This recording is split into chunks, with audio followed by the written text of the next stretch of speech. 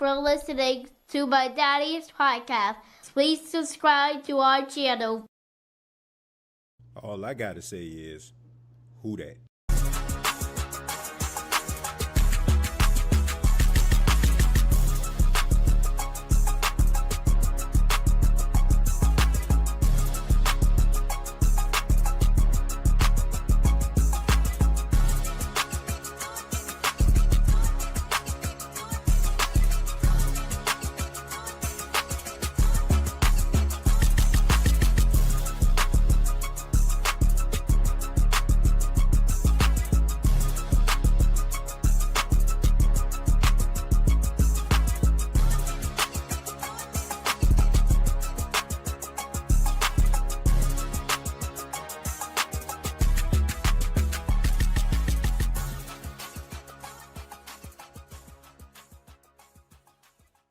Hey, what's going on, Who Dat Nation? It is yours truly, TJ Jones. And yes, I am the host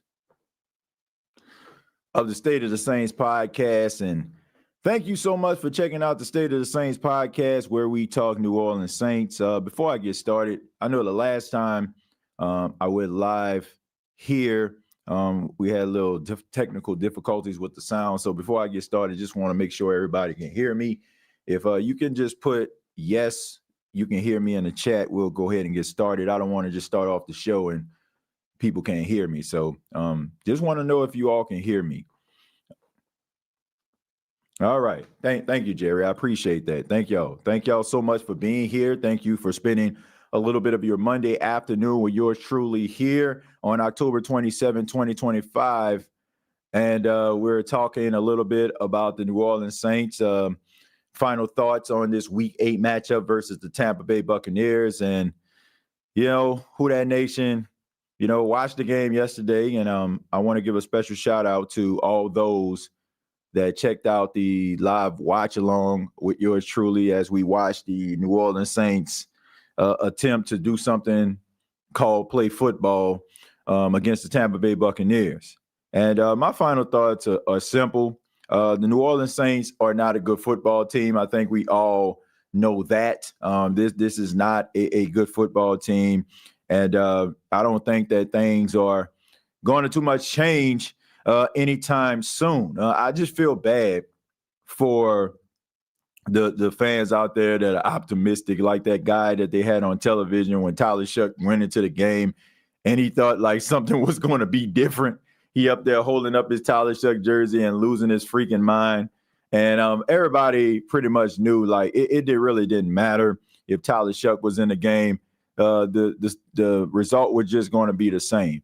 I looking at that game and going back and watching it, it was nothing really that Tampa Bay was doing that was causing the New Orleans Saints problems. And that is the biggest issue. Like the biggest thing that I take away from that game is the New Orleans Saints just constantly like beat themselves. Like you look at Baker Mayfield's stats. I want to say Baker Mayfield, I don't even think he eclipsed 200 yards. Baker Mayfield was 15 of 24, 152 yards, no touchdowns, no pick, and he had a fumble, right? I mean, you look at Sean Tucker, who ran wild against the Saints last time they played him. He had 12 carries for 42 yards. Rashad White, 13 carries for 35 yards. I mean, the wide receiver, Emeka Egbuka, had 3 catches for 35 yards. Ted Johnson, 5 catches for 43. Like, nobody on the offensive side of the ball, like, pretty much did anything. This was a lights-out performance by the defense. The problem is the offense is just god-awful. I mean, it's absolutely amazing to me that the New Orleans Saints put together this ridiculous display of offense, and they really were trying to get people to believe that they were actually going to do something. And, I mentioned this on social media earlier this morning. I said that I think that the New Orleans Saints were intentionally trying to construct a team that would not be good enough to be able to win anything of significance. I think that the New Orleans Saints put together this football team, all the while try to be formidable as they possibly can, but they knew deep down inside that none of the players on the team, for the most part, would be able to rise above the situation and generate constant success for the team in 2025. I use the example of, like, if you go to the blacktop, right? And let's just say, for example, you got some guys standing on the side. So you say to yourself, it's like, okay, man, I'm going to pick this guy right here. He kind of tall right there, man. He could probably be my rebounder. I can probably get this guy. I think I've seen him play before. He got a little jump shot on him. And then it's like you and maybe somebody else, right? And then you go out there, you realize that the guy, he probably have a really good jump shot but can't rebound. The tall guy, he basically just tall for nothing. And you got one guy who probably can rebound but can't shoot. And then it's just you out there. You try to do everything because you have a mixture of rebounding and shooting at the same time. That is what the New Orleans Saints are in 2025. It's just a collection of guys who, I mean, on paper look like they pretty solid, but they're not good enough to be able to give you the results that you need on a consistent basis. And you can't look towards anybody else other than Mickey Loomis. And you know, the crazy thing about this is nothing is going to change. Nothing is going to change about this football team. Nothing. Like in most organizations, when you have the ineptitude of the front office like the Saints have had over the last 5 seasons, somebody would get fired. Somebody would get fired. There would be a complete overhaul of the front office. Do y'all realize over the last 5 seasons for the New Orleans Saints, there's not one person that is in that executive role. There's not one person in that front office who has been fired by the New Orleans Saints organization. From Jeff Ireland to Kai Harley to Mickey Loomis, everybody that they actually have in that front office, it's rather, if they're no longer there, it was because they decided to step down and go to another organization and work with them. And that is the problem. The New Orleans Saints have an issue because you only have one guy at the tippy top that understands football operations, and that is Mickey Loomis. And that's the sad thing about this, because Mickey Loomis does not run the New Orleans Saints organization like you would like a general manager to run an organization. What I'm about to say might make some people mad, but at this point, I don't care. You look at a player like Alvin Kamara. Alvin Kamara is a really good football player and has been a really good football player for the New Orleans Saints since he was drafted back in 2017. But it's pretty clear that Alvin Kamara isn't what he once was. Now, I can understand having a conversation with Alvin Kamara, talking about, trading him and stuff like that, but making him decide that, if you want to stay with the organization or not, what all due respect to Alvin Kamara, that's not his choice. Alvin Kamara is a football player on a team, and that team has his contract. He's contractually obligated to play for the New Orleans Saints. If the New Orleans Saints were like the Eagles, if the New Orleans Saints were like the Vikings, if the New Orleans Saints were like the Green Bay Packers, they would cut their losses with a player. And they would not allow their emotions to play a role, a major role, in the decision making. With all due respect to Alvin Kamara, I can care less if he wants to play for the New Orleans Saints or not. If he has trade value and his value can help the New Orleans Saints going forward, then I believe that the New Orleans Saints need to let him go. That is the reality of this thing, folks. Look, in any world that you live in, any world, any job that you have, it's about performance. I am the general manager of this radio station that I'm recording in right now. If I don't generate ratings or results, they can find somebody else to replace me. If you go to your job and you don't put together a top-notch performance, they are going to fire you. They're going to let you go. It doesn't matter. Oh, man, he's been here 10 years, 15 years. Guess what? In those 10 or 15 years, you were a really good employee. But when you start slowing down, slacking off, showing up late, not putting forth the same effort, guess what? Somebody else is going to take your place. And that's what I keep telling some of these Saints fans out here. Y'all get emotionally attached. And when I say y'all, you know who I'm talking about. You get emotionally attached to these players.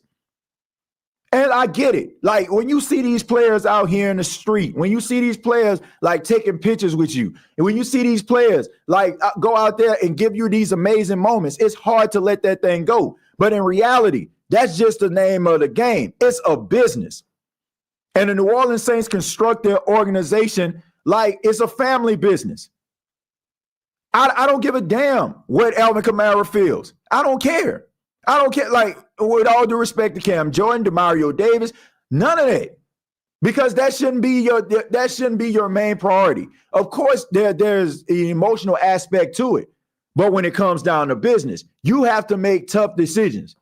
Anybody that is an entrepreneur, anybody that is rich, anybody that started off at the ground floor and worked their way up, one time or another, you have to make a tough decision. And that tough decision probably was the deciding factor if you were going to move your organization, your business forward, or you was going to just keep that thing stuck in the mud.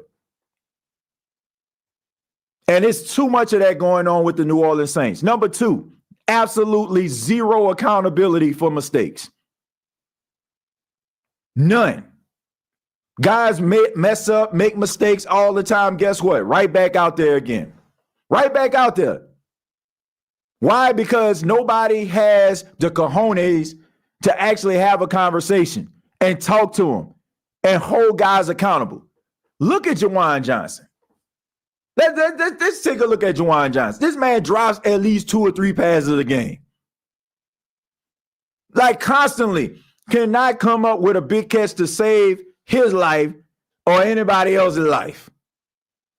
But yet, do the New Orleans Saints try to go with Jack Stool? Nope. Do they try to bring in Foster Moreau? Nope. It's just the same old song and dance. Let's just keep on keeping these wheels turning. Let's just keep on doing the same thing over and over again. What do they think? That he's just going to wake up one morning and just become Rob Gronkowski? You're wasting your freaking time.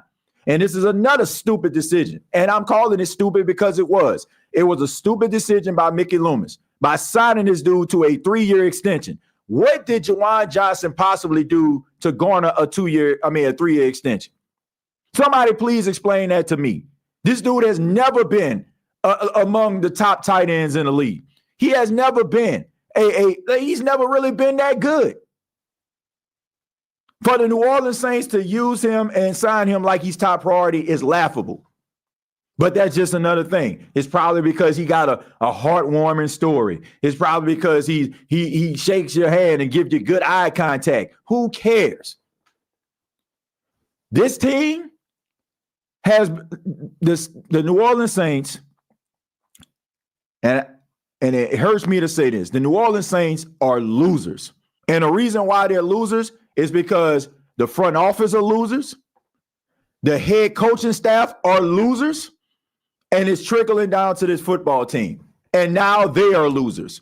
Because the reality is you take on the personality of your organization, you take on the identity of your coach, and looking at Kellen Moore, homeboy look lost. Now, here's the thing. And I even said this. And anybody that knows me knows that I'm not one of them people that just hang on to a narrative. If I'm wrong about something, I'm going to go out here and say it. I think one of the worst takes that I said is when I don't even think I was comparing the personalities, but I compared the New Orleans Saints situation to the Detroit Lions. The Detroit Lions in Dan Campbell's first year, I want to say they only won like 3 games, right? But here's the difference. And I want people to understand this. And I want you to be very, very careful about how you put this narrative out there, because I made that mistake. The difference between the Saints and the Detroit Lions is the personalities of their head coach. Dan Campbell came in the building talking about biting kneecaps. Dan Campbell came up in there with a level of intensity to an organization, an intensity that the Detroit Lions play with to this very day. They have a level of arrogance, a level of fight, a level of grit that is because of their head coach. When you look at Kellen Moore, I don't see none of that. What I see is a passive-aggressive coach that probably is not going to hold guys accountable, not going to get into anybody's face. And look, I understand you don't have to be that type of coach, but that is the type of energy that is needed from time to time, because people have to know that you're serious. I don't care if you are like mild-mannered, like Tony Dungy was. Like Tony Dungy wasn't a rah-rah coach, but he held guys accountable. Kellen Moore holds nobody accountable. Nobody who got benched? Who got benched? Who got benched? Spencer Rattler got benched? Okay, cool. Why did Spencer Rattler get benched? Why did he get benched? Spencer Rattler got benched because everybody wanted to see Tyler Shough. Tyler Shough was the number one choice anyway. So it wasn't that hard for them to bench Spencer Rattler. They drafted Tyler Shough. And if Tyler Shough could have done some more things a little bit better than Spencer Rattler, we wouldn't even be having this conversation. The reality is this team is soft because, I hate to say it, it's looking like their head coach is soft. And when you have this type of problem from the higher ups to the head coach, nothing is going to change. Absolutely nothing is going to change. And the New Orleans Saints, before I get into the comments, are absolutely unwatchable. This is unwatchable football. It's one thing if your team losing and you talking about going through a rebuild, but they fighting every single week and it's coming down to the wire and you're like, man, I'm proud of what my team doing. They just don't have enough talent as of right now. But the New Orleans Saints for the last couple of weeks have been getting out-coached. Teams have been more physical than this football team, other than the defense on yesterday. I give them the credit for that. But for the most part, teams have been more physical than the New Orleans Saints. And you have a bunch of look like scared offensive players out there.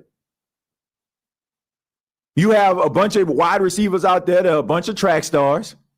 If they don't get behind anybody, they're not going to make a catch. No contested catches. Nobody is out there making no man catch. And there are no dogs on this football team or at the wide receiver position. None.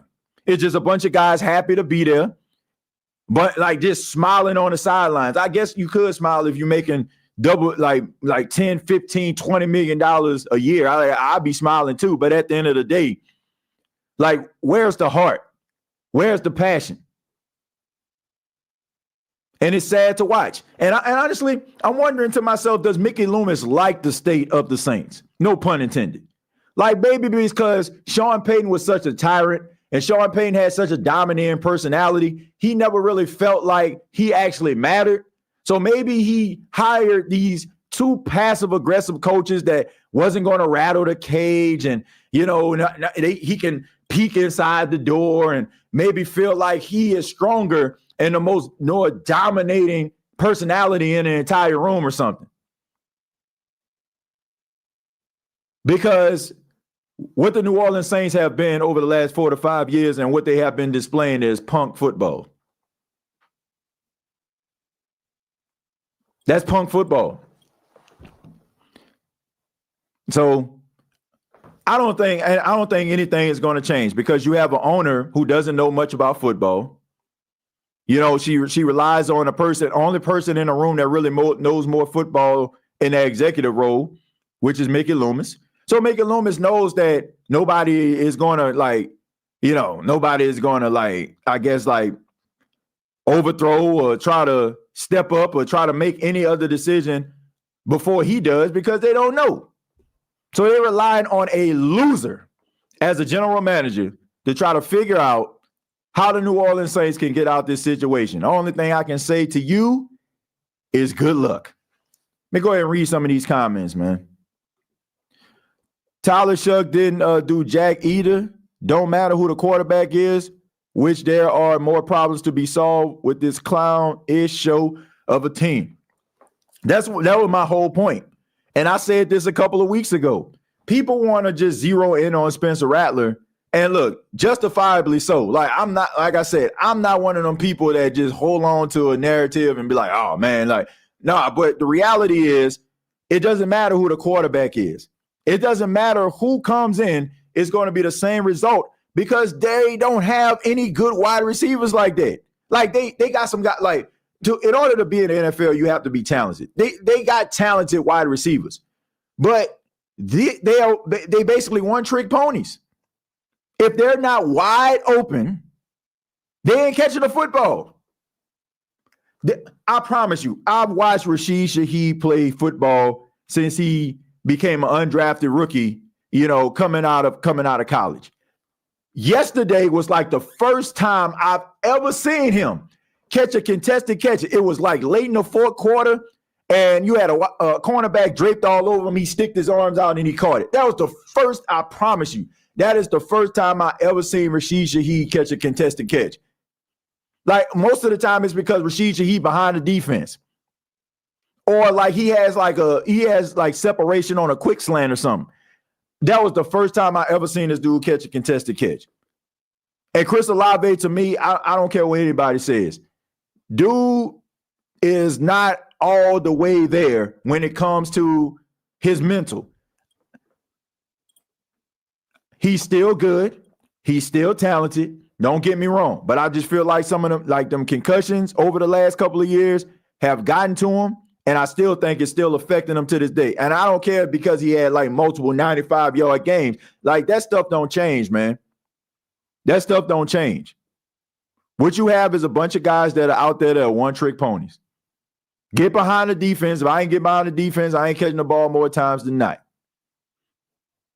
And like I said, maybe the Saints knew this. Like that's why they probably didn't put an emphasis on bringing in a veteran quarterback.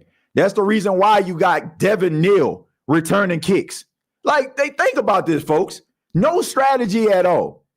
Like how many kick returners have the New Orleans Saints had? Let me see. Velus Jones was back there. Mason Tipton was back there. Devin Neal was back there. Kendre Miller was back there. Like it's like they're showing you basically right now in your face, like, we don't really care. Like you can't say that you want to flip the field on special teams. Putting guys back there that's not their wheelhouse. Like they constructed this team. Like I said, it's like on some American Idol type stuff. Like you go up in there, you audition for American Idol, you sing pretty good, and they're like, congratulations, you're going to Hollywood, and they're all happy running up out the door. That's what the New Orleans Saints got. A bunch of American Idol contestants that just happy to get the golden ticket to Hollywood. Like just happy to have an opportunity, happy to have a chance that I can call my mom up and she can watch me on TV. That's what they have right there. It's a bunch of guys that are happy to be there versus an individual that feels like they deserve to be there. And you know who acts like that? Dogs. Like when they get drafted, they're like, man, like I'm happy to be here, but this organization is should be happy to have a player like me and what I can actually bring to the table. I don't get that from a lot of these guys. I just think that you got a bunch of players that are just happy to be there. And that's what they assembled this team as. A bunch of American Idol contestants. No dogs. No dogs. Like where they at? I'm pretty sure, like if I'm tripping, let me know. Strolling down. All them first and second round picks on the offensive line, Trevor penalty. That's a good nickname right there. That's a good nickname, Trevor penalty. The defense should sue the offense for lack of support. Well, look, you can make an argument that, all those years of great offense and the defense couldn't stop nobody, maybe it's just turnabout is fair play. But yeah, I agree with you. That defensive performance against the Tampa Bay Buccaneers on Sunday, like that like you should have won a football game. If you can muster up some type of offense, you should have been able to win that football game. And then on top of that, like the defense was given short field after short field, and McLaughlin just went out there and just started kicking 50-yard field goals. So this defense did everything it possibly can to keep you in the game, and you did absolutely nothing. And it's pathetic. It really is. I only watched a few possessions with Shough, but mostly watched the Broncos beat on the Cowgirls. Yeah, look, man, I didn't expect much from Tyler Shough at all. And it was amazing to me, like when they end up making a change. I was going live, but I end up seeing on social media and people like, finally. I'm like, y'all just don't get it, man. Y'all just do not get it. Like, this is Disney. I keep telling y'all this. This isn't Disney. Like, where the backup quarterback just comes in and starts slinging 4 and 5 touchdowns. And some of y'all really honestly think football is like that. Tyler Shough, Spencer Rattler, to me, look like the same guy at this point. They look like the same guy. Maybe Tyler Shough can end up like becoming a much better version of what he is right now. But right now, he's basically on the same level as Spencer Rattler. Somebody please tell me what was the difference between watching Tyler Shough and watching Spencer Rattler. What was the difference? Zip on the football? Well, man, that was some great zip on that football to Juwan Johnson that he dropped. So it really doesn't matter. It doesn't matter how much zip you put on a football, no matter what kind of side angles you got, no matter if you can see over the offensive line. It doesn't matter if the wide receiver can't catch the ball. It don't matter. Like, at the end of the day, it really does not matter. And that's what I want people to understand. It's way beyond just the quarterback issue. Did Spencer Rattler deserve to get benched? Yes. Over the last couple of weeks, 6 turnovers in 2 weeks? Absolutely. Especially when you're on a short leash. You're not a first-round draft pick. You're not a quarterback that the organization is investing in. Absolutely not. Like, absolutely he deserves to be benched. But at the same time, like, if you thought like Tyler Shough was about to come in the game and just start slinging that thing around and all of a sudden like he about to facilitate a comeback, man, I would like to have what you're having. I would like to know what you smoking on, what you drinking on, because that is not realistic. This isn't a wide receiver or tight end worth a first overall pick. Looks like the Saints drafting the villain, Mr. Bane. Well, look, the way these quarterbacks are looking, they might end up trying to draft a quarterback. Because here's the thing, man, you get yourself a first overall pick. You draft you draft a quarterback. Because if you feel like, okay, we're having this down season because maybe finally we can get ourselves like a top pick, why wouldn't you want to go after a franchise quarterback? Somebody that like, okay, man, we got to build around this guy. Like, we may feel this way, but you should never like go into the year like, man, well, we're going to have about 2 or 3 more years of this. So let's just go ahead and draft this guy right now, and then we'll be picking at the top 3 again. No, like you pick like, okay, man, we got the number 1 overall pick. We got the number 2 pick. We got the number 3 pick. We're not going to be in this position again. So let's draft accordingly. So if you need a franchise quarterback, you feel like a franchise quarterback is needed, you draft that guy, because you do not go into a season feeling like I'm going to I'm going to lose again. No, I don't care. Like, I don't care if you do, like, you do not approach any season like that. And if you did, and if the Saints did, to be honest with you, the problems with this team is much deeper than we even imagine. The Saints are like the street team that's good in touch, but lose when they play tackle.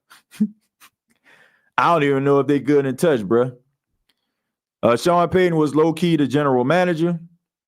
Now, I think that Sean Payton was just good at just taking what Mickey Loomis can put together and assemble and make it work. That's what I feel. Like, that's like, man, it's just something people like, it don't matter what they got in the refrigerator. They can make a good meal out of it. And Sean Payton seemed like that was the type of coach that he was. Like, it don't matter. Okay, man, I got a little bit of this, a little bit of that. We can make it work. But, I think that Mickey Loomis, like, is being exposed right now. And I don't think that it's changing. And it's funny to me and laughable to watch this dude. Like, to watch this dude sit up here and be, like, just constantly, like, just fail this organization and knowing good and well nothing is going to happen. Like nothing is going to happen. Like, this dude can fail 4 and 5 and 6 years down the line, and he probably still going to be here because that's just the way the New Orleans Saints operate. That's how the Saints operate. They operate the same way. Like it just, like, let's not listen to the white noise on the outside, and we know what we doing. They don't know they don't know what they talking about. Man, I don't see much changing. Big Sean Tasha was looking crazy too. Let's see. Tear this team down to the studs. Sean Payton was an alpha dog. Yep. And as you notice, like, the thing about it is, normally in a situation, when you had a successful coach, you want to bring in somebody that kind of maybe resembles those same traits. It's not like Sean Payton got fired, right? Sean Payton stepped down as the head coach of the Saints. It's not like so to me, what I would try to do is, I'm not saying I would go out here and try to find, like, okay, man, he act like Sean Payton, look like, but I would want somebody that possessed the same type of energy, the same type of like passion, love, like Sean Payton does. That's what I'll be looking for.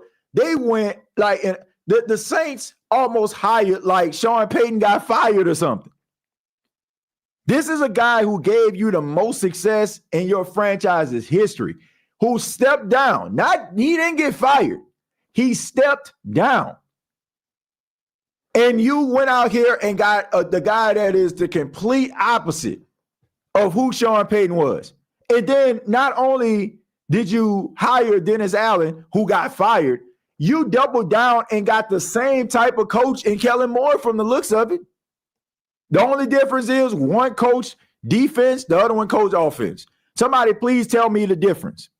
Passive aggressive, no one rattle the cage, don't really see no passion, no fire on the sidelines, none of that stuff.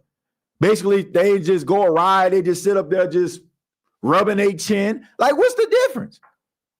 Besides, one can actually grow a beard and another one can't, and the other one can't. That's about it. That's what it's looking like to me.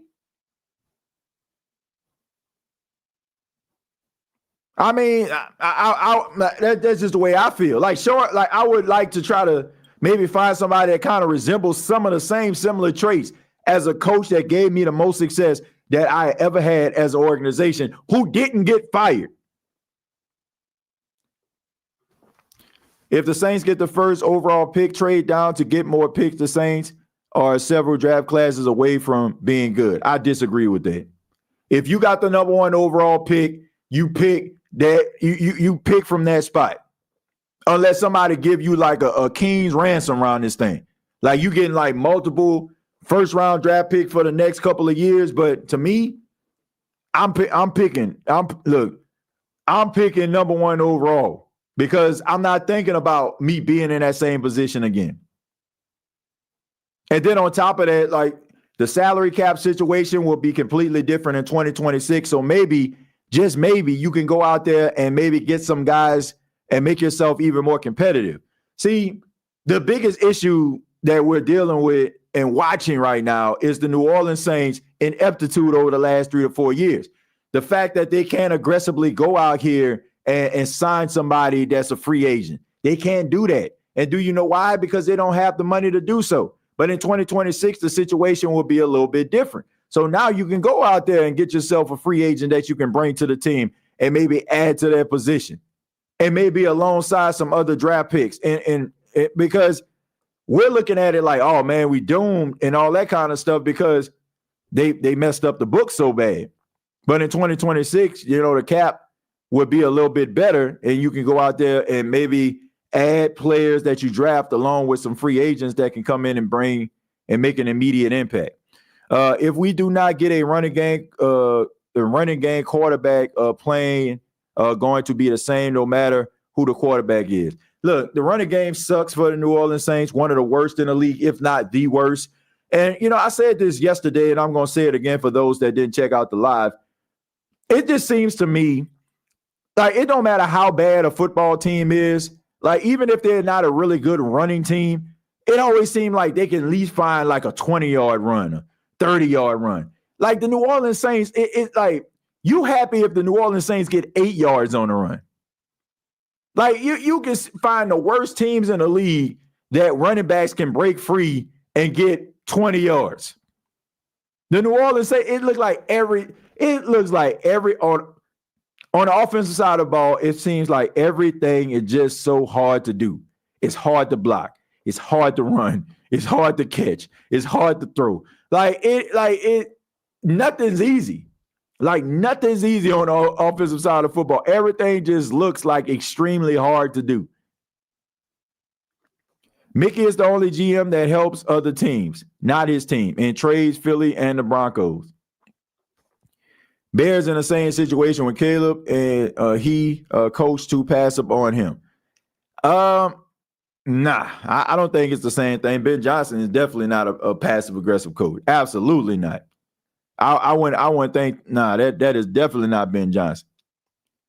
Like that's they were at each other's necks at the beginning of the season because of Ben Johnson. Ben Johnson was like, man, it's rather you gonna get this thing right or we gonna have to figure something out. Now, upper management was like, hold up, wait a minute now, man. This is our guy. We drafted him first overall, but shoot, Ben Johnson, like, man, I ain't got no time for this. It's rather this dude gonna get on board or we gonna have to figure this thing out in another way. So he is definitely not passive. I don't even want to say that about Ben Johnson. That is definitely not him. You have these organizations that have these top picks and they want to justify their decision making. So they want this coach to come in and try to make things happen. But if that player doesn't have it or he doesn't really apply himself the way that he should, then yeah, I mean, look, it's not going to be easy for that coach. And Ben Johnson, man, he's standing on business. I'll give him that. I know it is early, but who would you take at the number one pick? Quarterback, Fernando Mendoza. That's who I would pick. Him or Dante Moore, one of these guys. Like you need an impactful quarterback. Like you need somebody. It's like to me right now, and I apologize if I'm going to lose a couple of you Saints fans out there. This kind of reminds me of the 2005 season. Now, I'm not talking about the situation is completely different, right? We all know, I mean, the city was decimated, right? Destroyed, right? Team went 3-13. But what did the New Orleans Saints do? The New Orleans Saints, with the second pick of the draft, they drafted Reggie Bush. Reggie Bush was the best college football player in America. He was a household name. He was a superstar. And the Saints drafted him. And that guy symbolized hope. Like Reggie Bush didn't score a touchdown to maybe week 7, week 8. Ironically, his first touchdown came on a punt return against the Bucs. But every time Reggie Bush touched the ball, Saints fans was hoping something magical happens. The magic needs to return to New Orleans. And they need to find somebody that's going to be able to resemble that. So you got to find the guy that's going to do it. You got to find somebody that's going to generate a spark and basically boost the energy of this fan base. Because I'm telling you, man, like the last couple of acquisitions that they had that was making high profile, ain't moving it. Ain't moving it, man. Ain't moving the needle at all. They need a shot in the arm in this organization. Look, unless Tyler Shough about to go out here and about to look like I don't know, like a promising young Josh Allen, I'm getting a quarterback. I'm drafting a quarterback with the first overall pick. That is what I'm doing. You need somebody that's going to be dynamic. You need somebody that's going to be able to put a team on his back. Like, they may not win a game, but you like, God, dog, that dude was willing and dealing. Man, he threw for 275, 300. Like, man, he threw 2 touchdowns, ran for 1. That is what you need in this organization. That is what you need. This organization needs a shot in the arm. Not somebody that's just sitting up there, you just hoping and praying, don't make a mistake and don't throw an interception. So you're like, whoo, man. Well, at least he ain't throw no interception today. I mean, the bar is so freaking low now. The bar is so freaking low. We went from how many touchdowns Drew Brees going to throw in a game, 3 or 4, to, man, he threw a touchdown today. Like, at least he ain't turn the ball over. That's where the bar is right now. And it's sad, bro. It is absolutely sad how far this team has regressed at the quarterback position. You went from like the epitome of what the quarterback position is supposed to look like and be to like ish. I'm really starting to think the NFL got something on the Saints, or Mickey Loomis cares about is the money. He not worried about winning. He picked this coach, Sean Payton, wasn't going for that TJ. Look, I don't know if all he cares about is money. I don't think that's the case. I just think that he's just not very good at his job. I don't think he's very good at his job. That's my opinion. I don't think that he's very good at his job because I look at some of the decision making, man. It's a lot of emotional decisions and not a lot of business decisions, and that's the reason why the Saints in the situation they're in right now. I say Dante Moore. I only look at who fits system. I like Dante Moore, man. I like Dante Moore a lot. That guy's a gamer. I think that he definitely hasn't reached or scratched the surface of how good he can actually be. And I think that, he can bring something that's dynamic, something special to the Saints organization. And so can Fernando Mendoza. I think that he can as well. TJ, you damn sure right. Everything is hard. Even a check down pass is almost intercepted every time. They make every play seem hard as hell. Nothing's easy. Like I can't think of one play offensively over the last couple of weeks. I was like, man, that looked very easy for the Saints. Like everything is hard. Catching a pass is hard. Ask Juwan Johnson. Running is hard. Like 2 yards. Like screen pass, -3 yards. Like everything is hard for this team. Like the execution is just terrible. Terrible, man. Absolutely terrible, man. It is awful to watch. But I do want to take this moment. I got to mention the fine folks at MyBookie. MyBookie is the official sponsor of the State of the Saints podcast throughout the 2025 season. And right now they have a special deal for you. They have a $500 buy-in option. All you have to do is select that option. And if you bet up to $500, there's a chance for you to be able to get your $500 back. You can bet freely and not have to sleep on the couch after trying to explain to your wife that I lost $500. All right. All you have to do is use the promo code Saints and you can bet on your favorite game. No matter if it's the New Orleans Saints, no matter if it's the Washington Commanders versus Kansas City Chiefs on tonight, you can do so freely. So make sure that you download the MyBookie app and start selecting your bets today. All right. Shouts out to MyBookie. But let's go ahead and let's get back into the comments, man. Let's get back into the comments. Chris Olave is now the number one receiver. I think that's well established here, sir. I've been saying that for years. Let's see. I like that idea. Get Mac Jones, keep one of the two quarterbacks as a backup and draft support for Jones. Man, look, I'm done with this, bro. I'm like, seriously, I'm done with this. I'm done with this. I am done with trying to sign quarterbacks. I get it. It worked back in 2006 when Drew Brees came to town. But no. Draft your guy. Draft your quarterback. Develop your quarterback and your system. Let him be the face of your organization and build around that quarterback. Build around that quarterback. See, the thing about it is you will have the money in 2026 to do so. You will have the draft positioning to look. If the New Orleans Saints have the number one pick in the draft, let's just say, for example, this doesn't change. They will get the 33rd pick in the second round. So if you get yourself a quarterback, guess what you could actually get? A really good wide receiver in round number 2. A really good wide receiver. So you're going to be getting two top 40 picks in the first 2 rounds. So you can get yourself a quarterback and somebody to throw to him.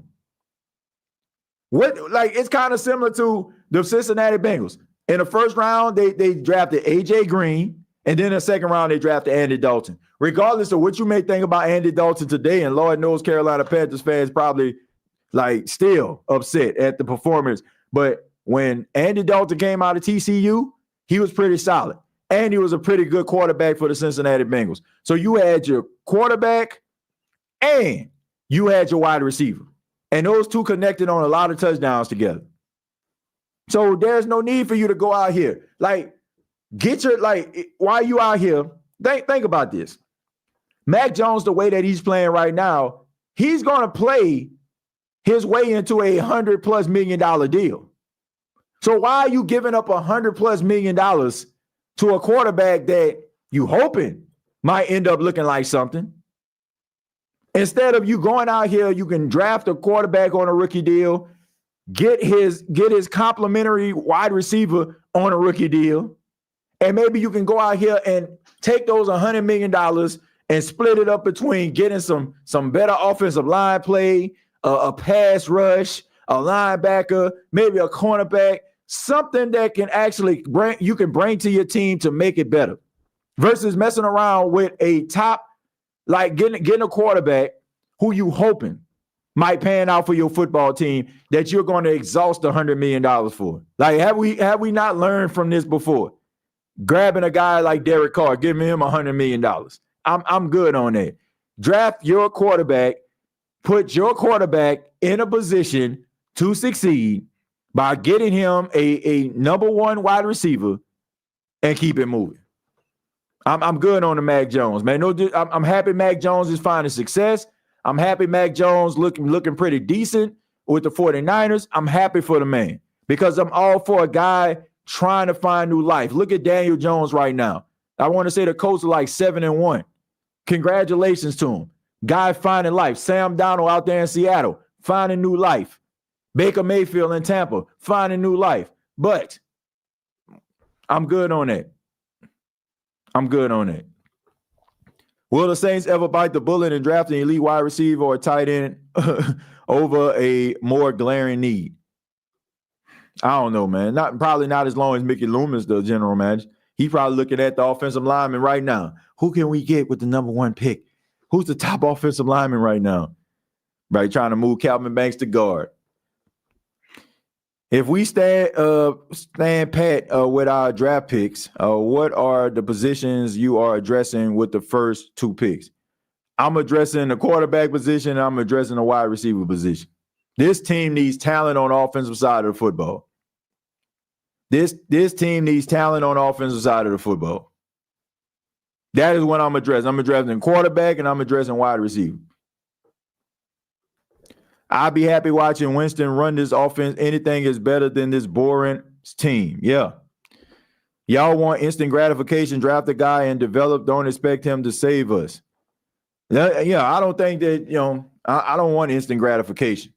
But I want a guy that's going to come in and you can actually believe in and has the talent and the skill set and abilities to be able to elevate the players that are around him, because that's what the New Orleans Saints need. They need a player that's going to be able to elevate players around them.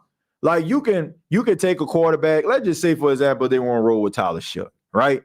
You can probably take Tyler Shough, and if you can get like dynamic playmakers he can hand the ball to and distribute the ball to, like they'll probably find a lot of success. But let's just say, for example, that player goes down and get hurt, right? Tight end get hurt, running back get hurt. And now you're relying on that quarterback to go out there and rise above the situation to help you win week after week. Then you screwed. So, you need somebody that's going to be able to rise above the situation. Thoughts on Justice Haynes, the Michigan running back? I think he's a talented guy. I think that he's talented. I think he runs with really good pad level. But I don't know, man. Like, I think with the New Orleans Saints, look, I don't think anything's wrong with Devin Neal. I don't think anything wrong with him. I think that the Saints may just need to, number one, see what Alvin Kamara is, as far as, man, I don't know, utilizing him better or maybe going in a different direction. But the New Orleans Saints, they need They need to be able to utilize their running backs differently, like not just running them in between the tackles or stretch plays or halfback tosses. Like nobody's dynamic in this offense. It's like this offense is just as vanilla as ice cream. Okay, you run fast. Okay, man, we're going to send you on a streak route. Try to get behind the defense. Oh, cover two. Oh, well, I guess we can't throw that. Well, let's check it down to Juwan Johnson. Drop. You know, so I don't know, man. This team needs some playmakers, man. TJ, he doesn't care. He cares about the money. It's still coming in. He's making bets on the side, too. You don't care about this team. I feel sorry for you, TJ. I'm not dealing with the same same no more. Look, I don't know if he getting a chance at Billups on or not. I hope not. I don't think he is. But but I mean, look, he's just not doing a good job as a general manager, man. And honestly, you know, all these organizations care about money. You know, all of them do. Players out there and play like they are watching Power or Stranger Things instead of game film. Man, these dudes don't care, man. Because, I mean, why would you care? There's zero accountability from the coaching staff. Ever since Hugh Jackson left the Bengals, took Browns head coaches, Andy Dalton hasn't been the same, in my opinion. Andy Dalton was pretty damn good until they let him get beat up by not fixing the offensive line. Yeah, I mean, Andy Dalton was a solid quarterback in the league, man. TJ, if you don't see no changes, I'm sorry for you to be a fan of this team. Ain't no way he's still able to keep his job at the run this team for the last 4 years. I mean, he's running this team because they don't have any direction up top. Like, they rely on him to make those decisions, and that's the problem. Like, there's no accountability up top because nobody knows what they're doing, right? They just hoping that he figures it out and gets it right.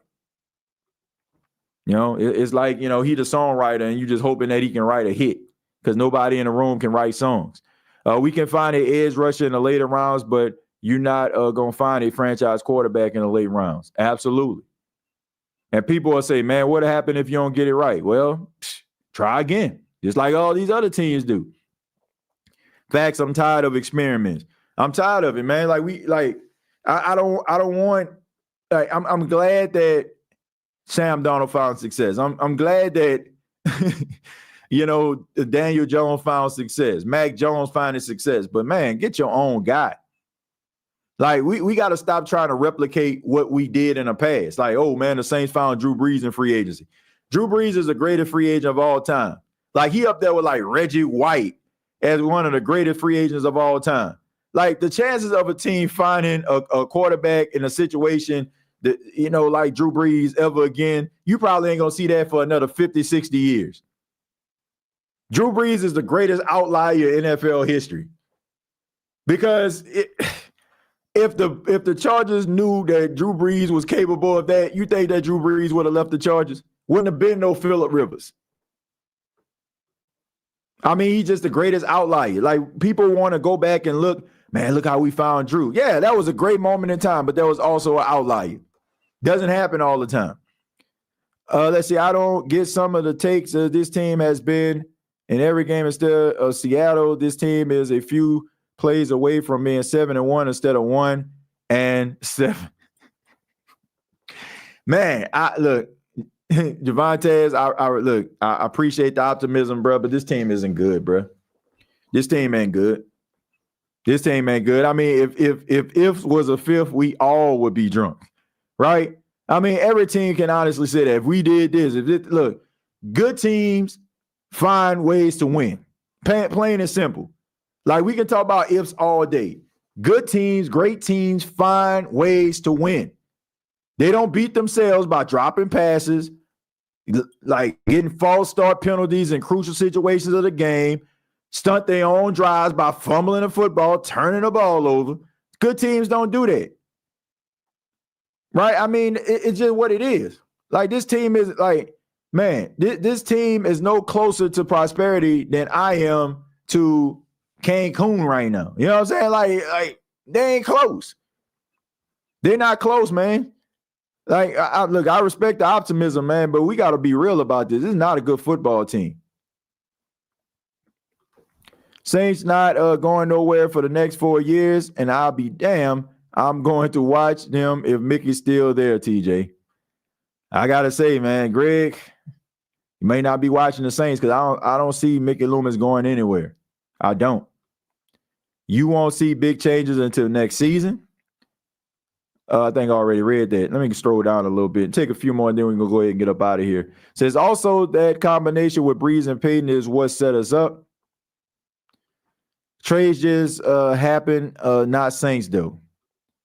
Y'all all are being way too hard on the Saints.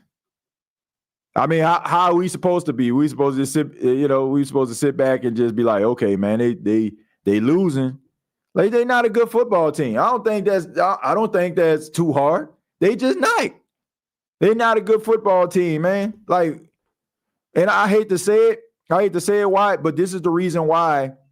This is the reason why the New Orleans Saints can get away with the stuff they're doing right now, because they have people like yourself that try to justify the wrongdoing, justify the stupidity, and because they give you, an interview or they give you a soundbite, them talking about, they trying to do things better.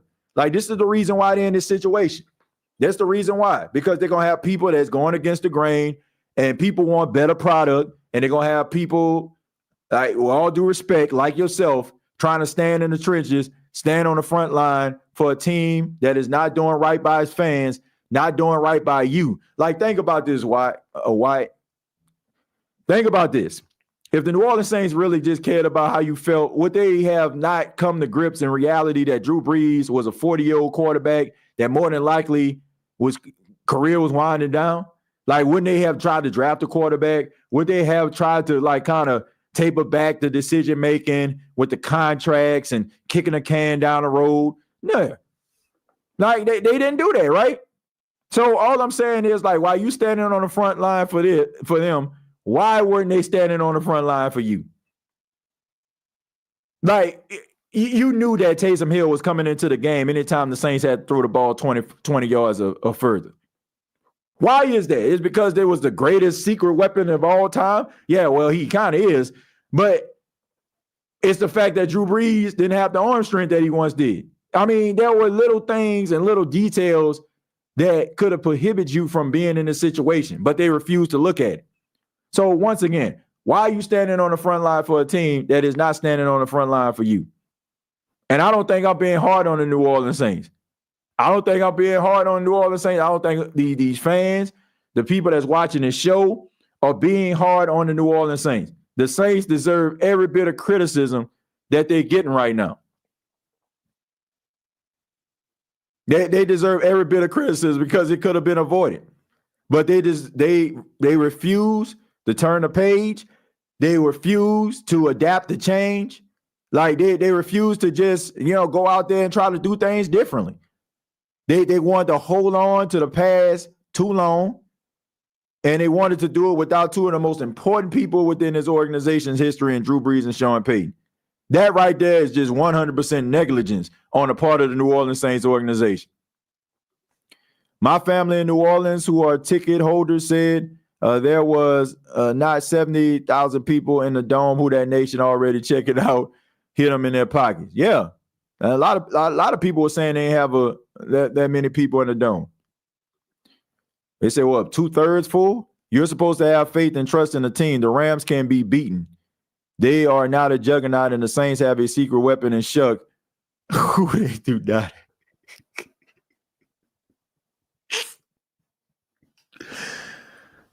You trolling right now, bro. You trolling right now. You trolling, bro. From the team doctors to the top, we have no dog at all. Nobody gives a damn, and just showing up in uniform to lose on every level. Man, they don't care.